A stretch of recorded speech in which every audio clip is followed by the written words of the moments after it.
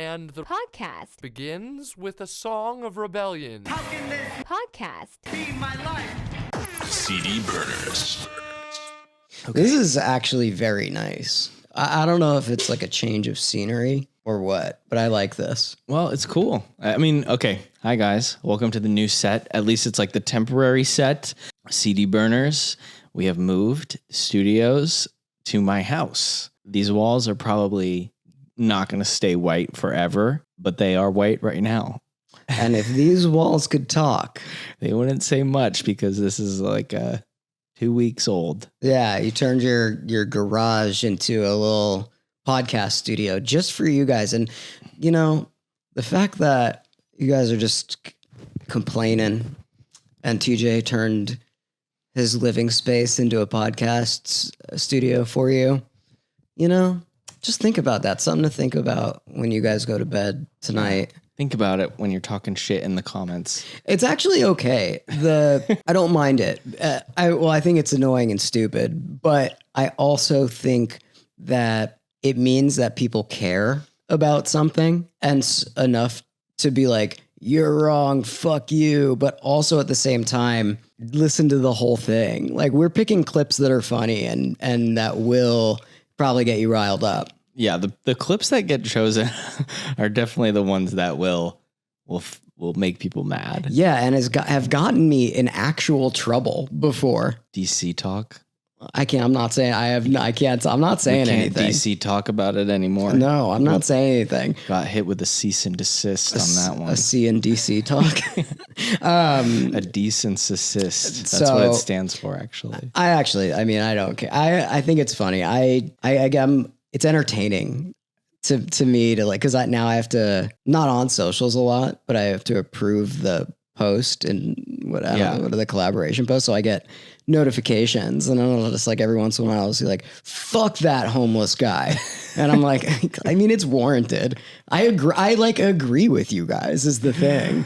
Just for the record, the podcast on Silverstein that we did, I was talking to Shane. I was like, dude, I got so much fucking hate for that. And I was like, it's awesome because people are really sticking up for your band. That means that people really, really like you. But at the same time, they didn't understand that I was just making fun of Canada. Yeah, they didn't listen to the episode either because we were actually very complimentary of Silverstein and we were just joking about Canada. Like, everybody jokes about Canada. Have you guys ever watched a little show called South Park? Like, half of the show is making fun of Canada. I don't know. Whatever. I kind of like it. I never really got in internet beef. It doesn't bother me. It like doesn't really get under my skin. So I kind of find it. I like it. I mean, I love it. I mean, I feel like since we've been posting and doing like collaborations on the reels, I've been getting a lot more engagement. And I think we're hitting a good stride with CD burners. And thank you guys for watching and listening and yelling at us in the comments. It's a lot of fun. I am not thanking you. That is TJ strictly thanking you. There's a lot of people that listen and have nice things to say. Fuck them too. Fuck all you guys. I'm right and you guys are wrong. Well, today we are talking about Thursday Full Collapse. It came out April 10th, 2001. Yeah, which sounds right. I listened to this. We were in New York this past weekend. When this comes out, we wouldn't have been in New York this past weekend, but listened to it on the plane, whole thing through.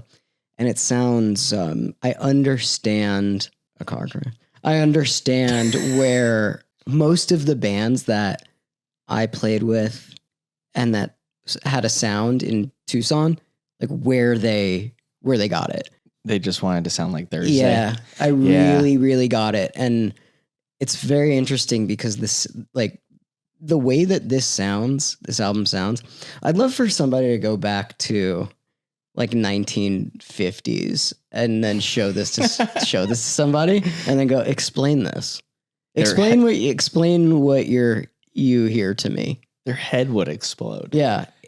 It's really out there. I mean, like, it was really out there at the time. I saw a clip of Sal Villanueva, who produced this album and the first album that they did, and he was talking about how he heard screaming and singing together for this, and he was like, "This is the first time I've ever heard that. That is so crazy." So really, this is kind of like the beginning of screamo. Well, Geoff as a very his story really is closer to my age than I think most of the artists that we've talked about are, and I think how he grew up in New Jersey was very, very similar to how it was in how I grew up. In what way? He was doing these basement shows. He was putting on these shows, and he was like, at the same time, I like fucking like hardcore. And then I'd go to a real emo show the next day, and it wasn't like any separation. And that's like what I liked. And it sounds like, him and his friends, I was in an interview with him, and he was like, dude, these bands would drive fucking 4-6 hours, get paid $40, and me and my friends would be in the front row at this like basement show. And if, a band was good, we'd like look at each other and like nod and be like, hell yeah, dude, this is fucking sick. And it really felt a lot like he was doing it because he really liked it. I was going to say that Jeff and Thursday's rise is kind of similar to, I feel like, Emo Night. Yes. So Jeff is famous for his basement shows. And even before he had a house to do basement shows, he was a huge staple in the New Brunswick and New Jersey hardcore basement show scene. Like, he was going to these Lifetime basement shows, the Bouncing Souls basement shows. And then he went to Rutgers and he joined the student council, and he put on one show, I think, and it was for a band called They Might Be Giants. And he was like, this sucks. And he was like, how about we do Ink and Dagger? And then the administration was like, no, they are a band. We are not doing hardcore music here at Rutgers University. So he was like, okay, whatever. I quit the student council. He got a house down the street off campus and started doing basement shows of his own. And everybody was coming through and playing these shows. Like, the lineups were crazy. I actually think we've talked about one of these legendary basement shows before. It was the New Year's Eve show with Saves the Day and Poison the Well. And that was actually Thursday. And Midtown. It was Thursday's first show. They literally just made this band because they like needed a local band to open these hardcore shows, or else people weren't going to come, because they were like, oh, I just want to go see like my friends' bands play. And he was like, okay, well, we need a local. So why don't we just like make a few songs so that we can be the local that plays? Again, all roads lead back to Gabe. All roads lead back to Gabe Saporta. It was also like, it made me really understand the guys that were a little bit older than me. And I never listened to Poison the Well. I just thought everybody just like had a Poison the Well hoodie. It was one like I was just like, you guys either just really like this hoodie or you like this band. It was Thursday. It was the Thursday Dove, and then the Poison the Well, and I was very, very, very Tucson. That was like very much what. It's so funny because that's like so New Jersey and so East Coast, and you're like on the West Coast. It was really, so the first, when I left Tucson, I was playing in a band that I cannot fucking remember for the life of me. Like, I can't remember the name of, but this is what it sounded like. I guarantee that this album is the reason why there were so many bass players. That so many people were like, I want to do that. I like that bass. Like, Jeff literally couldn't sing. And like, you watch the documentary about these guys, and like most of them were not musicians either. And they just like went for it because they like loved the scene.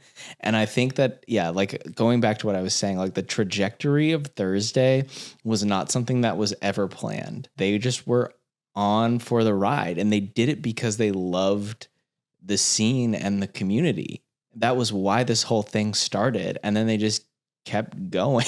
I also think that it's like, they probably were like the reason why like Guitar Center sales were up like really high, and all of these like very, very small towns. A lot of these bands wanted to sound like this, which is strange because Jeff can't, he like self-admittedly like couldn't sing. Famously had the nickname Tone Jeff, as in tone deaf. I don't get it.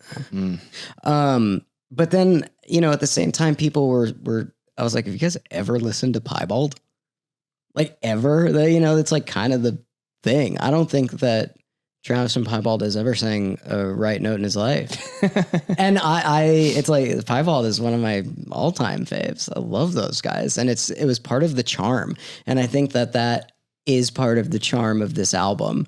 If he could sing, I don't know if it would have had the impact in a community as much as it did. But that, which was challenging because once they got bigger, it became like a thing. Yeah, once they got bigger, once they signed to a major after Victory Records, they were kind of like, all right, well, now you're in a position where you should learn how to sing. And he was like taking vocal lessons from the same guy who teaches Christina Aguilera and Bono. Yeah, like a couple other a couple like super really famous. Yeah, he was like, it was me and people. like 5 other really famous people. And then his teacher would be like, why can't you get this? Like, you're the only one of my students who can't get it. He's like, you're kidding me. I like very much connected with Jeff on a lot of this stuff. He sounds like a really great guy. He called Thursday. I thought this was very interesting, and I thought it was a very good way to describe Thursday. He called them a chemistry band, right? Which means that how they wrote songs was by playing together. It wasn't like one of them brought everything to the table and then they're like, learn this fucking thing, which is, why when they broke up, they didn't get back together for a minute because nobody fucking wrote anything. It was like they wrote when they were together. That makes sense. Yeah. I read that Jeff would always like write the lyrics afterwards, and he was really obsessive about the lyrics. Like he would go through pads and pads of paper for like one song. Like Understanding Your Car Crash, I think he had like 2 or 3 legal pads where he was just like reworking the lyrics. And this dude had gone through a bunch of shit, and he like really worked out a lot of the stuff in these songs. It's pretty fucking dark. Well, he was a little bit Birdie before Birdie exists. What do you mean Birdie? Dude, it's like really, really kind of poemy. Poemy? Yeah, like really into that type of stuff. Like he's a real like big fan of David Foster Wallace. Yeah. And Cormac McCarthy. Well, now he has a book. He just put out a book, which is like not a memoir, but it is heavily based on his life of being in a band and then getting addicted to heroin. Classic band guy. And then his road back. But dude, like, we love doing that stuff. Band guys. Yeah. They really do. For example, the song How Long Is the Night? Did you hear about this story? No, I didn't. Okay. His friend, it was like his partner in French class, and he was new to the high school, and his dad was the principal. And it was Jeff's dad was the principal? No, Jeff's French partner, his friend. His friend's dad is the principal. And he's like, all right, as part of your, job after school, you need to go around and take out all of the change and quarters and everything from the vending machines and bring it to the office. And the kid got caught never turning in the money and like stealing from the money. So the dad, the principal, had a school-wide assembly and like yelled at this kid in front of the entire school. And it was super embarrassing. And the next day, the kid just like laid down on the train tracks by the school and unalived himself. Whoa, really? I didn't hear that story. For probably like 3 or 4 weeks, like there was just blood on the tracks. Like every time Jeff would walk into the school, he would like still see the blood stains on the ground. I always wonder, how fucking dark is that? And then he's like writing about this and putting it into this album. And then did you hear about Understanding in a Car Crash? It's like him and his friend were driving in one car and they were both dating 2 girls. Like it would be like, you and me when we were dating like Carly and Aaron. Like imagine they're like in a different car. My girlfriend Carly. All right, so the two girls are in one car. Jeff and his friend are in another car. His girlfriend was driving, and she got into a car accident, and the friend in the passenger seat got really seriously fucked up. And I think she also died. And then another one of his friends was like a crime scene photographer and went to the scene. Like the police called and they're like, hey, we need you to come take pictures of this. And he gets there and he realizes that he knows the girls. That's what Sad. understanding in a car crash is about. A lot of dark stuff. Jeff went through some dark stuff and he channeled it all into this album. It's super emo. Dude, I think the worst thing that I ever did was me and my friend Mason were somehow thought it was funny to call or have somebody call our girlfriends and tell them we got in a car accident. Oh my I God. think we didn't want to go somewhere. Oh my God. But we're so young, you know what I mean? Like we're That's so horrible. Yeah, it's one of the worst things I've ever done. I feel bad about it to this day. That's so bad. Did you do that to Annie Walters? Yes. Oh my God. Yes. This poor girl. Yes, I think I did do it to Annie. Yeah, I think I did it to Annie Walters. I still think about it to this day. It's like one of the worst things that That's so you bad. could do. I know.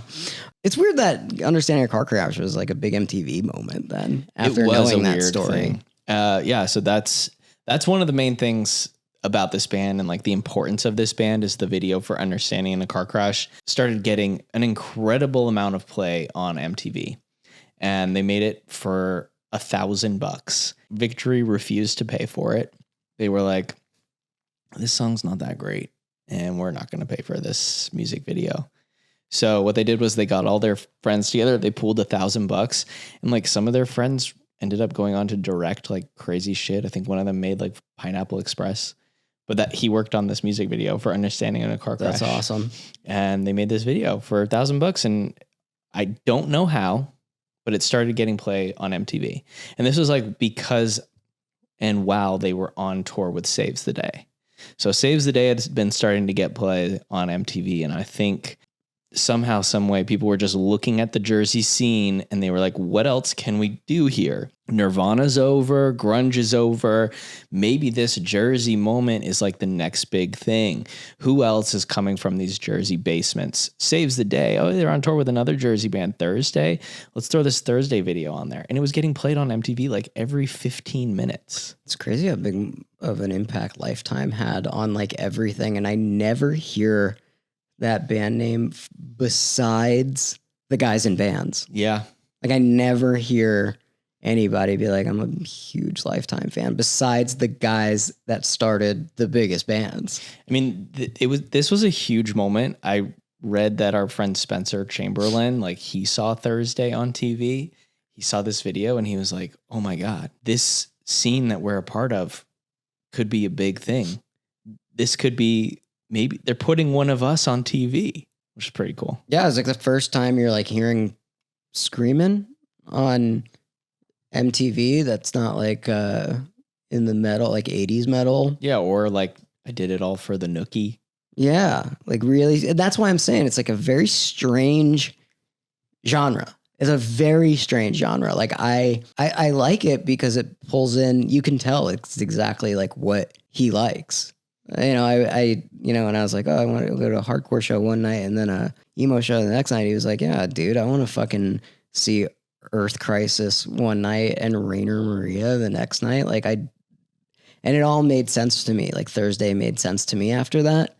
Yeah. And I don't know. I really like the way that he speaks about his time back then. It really, he has a good way of explaining and giving you like a mental image. And it's like he does that. I guess he's a writer. So he does a really good job of explaining what it was like. And I understood it after listening to a couple of interviews with him. Cause it wasn't like I knew Thursday and I liked Thursday, but I never really like all of these things. I don't know a lot about all of these bands. And now I can see why, the bands that we really like Thursday. And I can see why my older friends really liked Thursday and like where it kind of all came from. Yeah, I knew Thursday and I had obviously seen Thursday. They toured with like a bunch of my favorite bands, but I didn't like them when I was growing up. I think I don't know why, but it didn't hit for me. But now doing research on this and like listening to this album 3 or 4 times, I was like, okay, I really understand this and I understand like its significance. Even at the time, Victory Records didn't even know what this was. Like the first week that this came out, it only sold 700 copies. Yeah, I read a lot of really wild shit about, like, it's another like Victory situation. And I don't want to like go super crazy on it, but which I also texted Shane. I was like, you should make a I Survived Victory Records t-shirt, which I think would be so sick. That would be so funny. Because there's so many bands. Dude, the guy that owned Victory, what was his name? Tony? Tony. Is he dead? Is he alive? What is he doing? Running when we were young? Dude, he's probably just chilling, like sleeping on a bed of money. Like, what is he doing? Is he just like, though he sounds just like the absolute worst guy in the entire world. Nobody says anything nice about him. Yeah, I mean, I really can't. Silverstein was like, they completed They did 4 albums. Yeah, and they completed it. Like, not a lot of artists like completed their contract without getting like super butt fucked. And, you know, these guys were one of them. It sucks the way that Silverstein was one. Silverstein was one of them. Thursday got out of their contract. Yeah. And they were like, I guess that guy Tony was like pinning, Jeff against like other bands on that were his friends. Yeah. I mean, I think what happened was he saw the success of Understanding in a car crash, and he saw this whole new thing starting to bubble up. And so Tony went out and like kind of just followed the money and like signed other bands that sort of sounded like Thursday. Like he signed Silverstein, and then he would turn around and be like, hey, you know what? You guys are a pain in my ass. Like, I don't even need you. Like, I have the better version of Thursday, Silverstein, coming up. So whatever. And then he signed Taking Back Sunday and put him with the same exact producer with Sal Villanueva. He had them work with the same exact like album artist and everything. He was just like, okay, like there's something special like at the core of Thursday. I'm just going to like try to duplicate that. And this is literally like what launched the rest of the scene. He was saying in the interview with Shane that he was like, Tony was like, we need a single. We need a radio single from you guys. And Jeff was like, what the fuck are you talking about, dumbass? Like, your biggest band is Hatebreed. Like, what the fuck are you saying? Like, the guy from Victory, looks to me in my head, feels like the Mad Men meme guy. Like, when he's holding up the thing. I felt bad for Jeff with the Victory thing, because it has to be really interesting to be like, I love this scene. Sweet. Like, I get to do this thing that I want to be a part of, but everybody's saying I'm doing it wrong, is what I gathered. And I could be wrong. You know what I mean? Like, I'm sure there were parts that were really great and really exciting, but this fucking dickhead from Victory. And then when they, later down the line, when they played Conan, that like really fucked him up. I just like, it made me feel really bad for him. And then it made me feel really bad for me because of your guys' comments about me. And it is probably very similar to how he felt when he played Conan and the world was like, you can't sing. And you guys are like, you have bad opinions and you're wrong. Those are definitely the same thing for sure. I think so. Yeah. People really are it can fuck you up. You guys got to be careful with what you say on the internet. You're hurting my friend. Yeah, it was like weird. They had toured forever. This is after not this album though. Yeah. I like got really into the history of Thursday because I found it really interesting. I found it like really, really, really interesting. It was like they toured for a ton of months, and Jeff already like couldn't sing, but then he started to learn how to sing and he could hit higher notes, but his voice was fucked from singing. And then they had to do Conan, which is the biggest thing. And they chose the song that, now he could sing, but he couldn't sing it because he was touring for so long. And it was just like a really tragic, it was like very tragic to me. And I'm really happy that he seems like he's in a really great spot now. Well, speaking of rough reviews. Did you happen to come across the Pitchfork review of this album?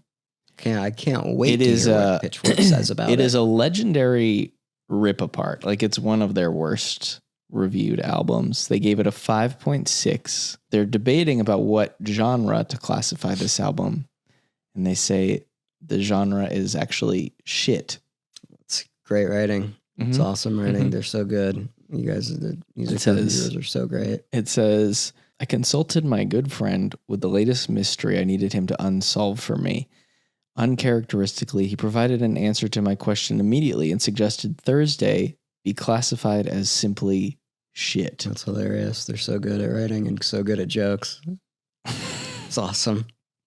Fucking like imagine like hearing somebody say that and then thinking that it's so profound that you need to put it in a review. It's like so fucking stupid.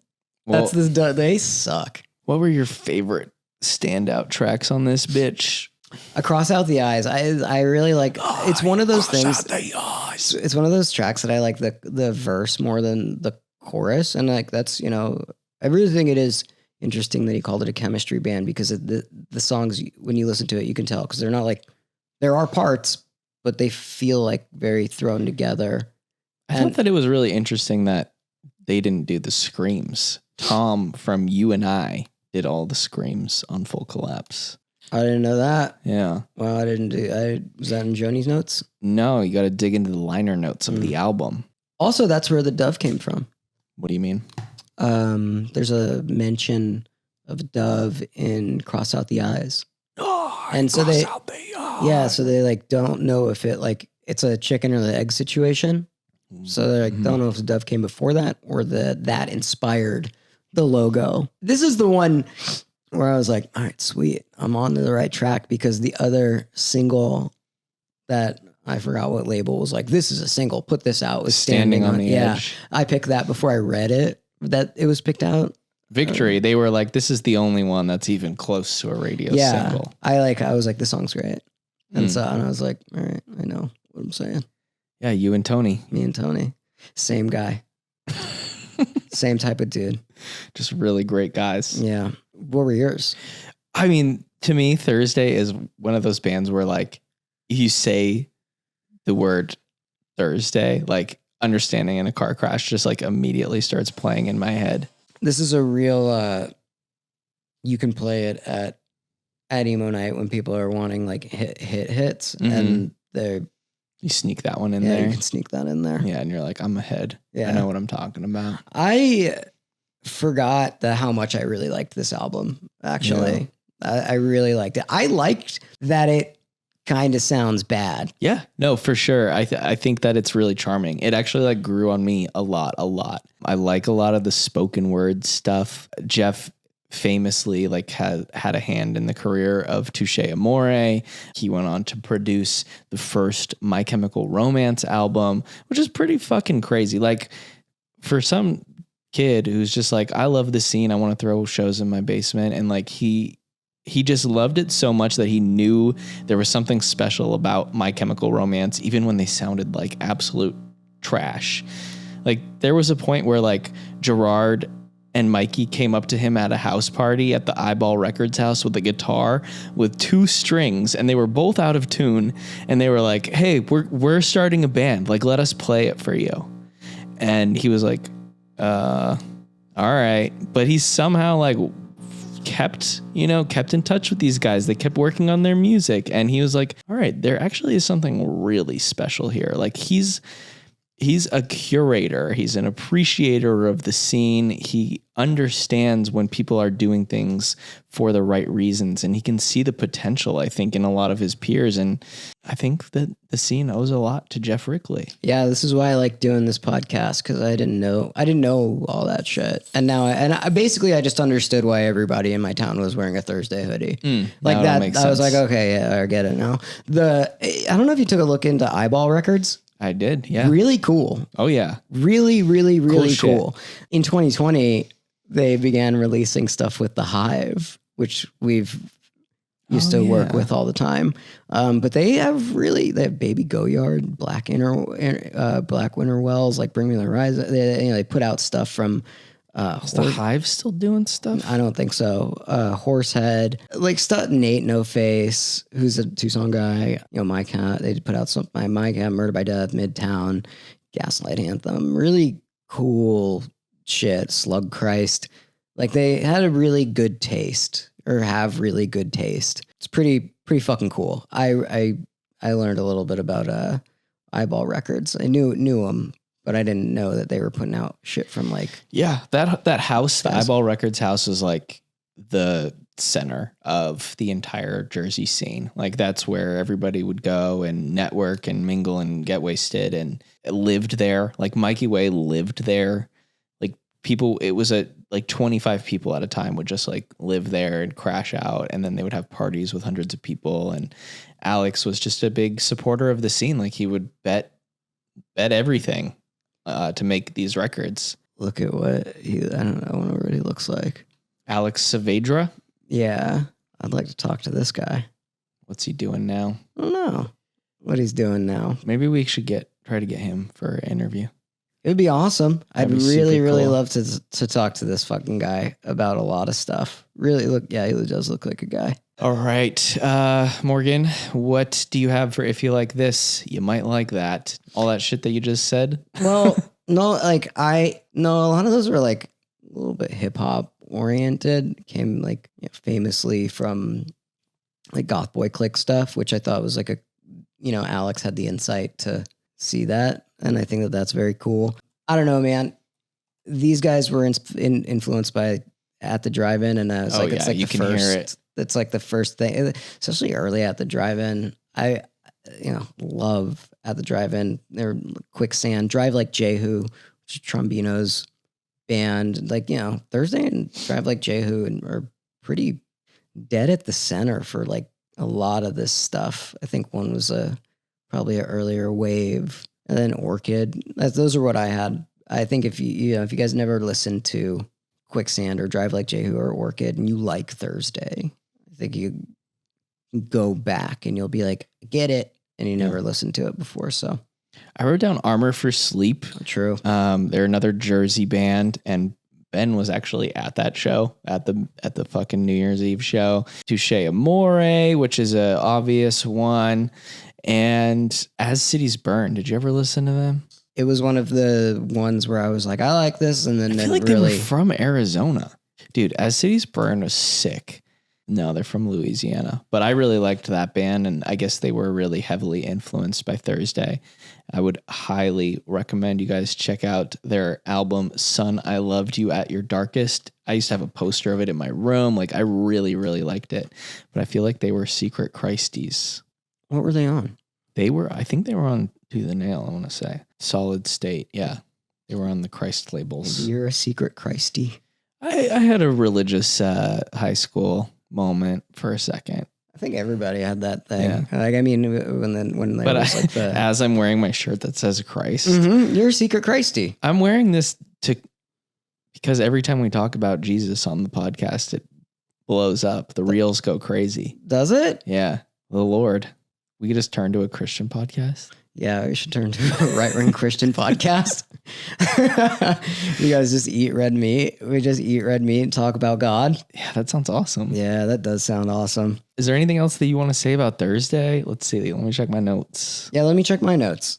I covered everything on my notes. I covered everything. It was, I just thought it was really interesting that it was like they wanted to do the band, but once they like were doing the band, they were like, I don't, it was strange. It's like a strange, like, felt like a push and pull situation, like of being in a band. Like they're like, I know I want to do this, but not this, So maybe this is the right thing. What he's doing now is the right thing. Did you see they announced a tour today? It's I did. Silverstein I headlining did. and Thursday support. I did. They're Pretty fucking cool. coming to the Will Turn here in Los Angeles.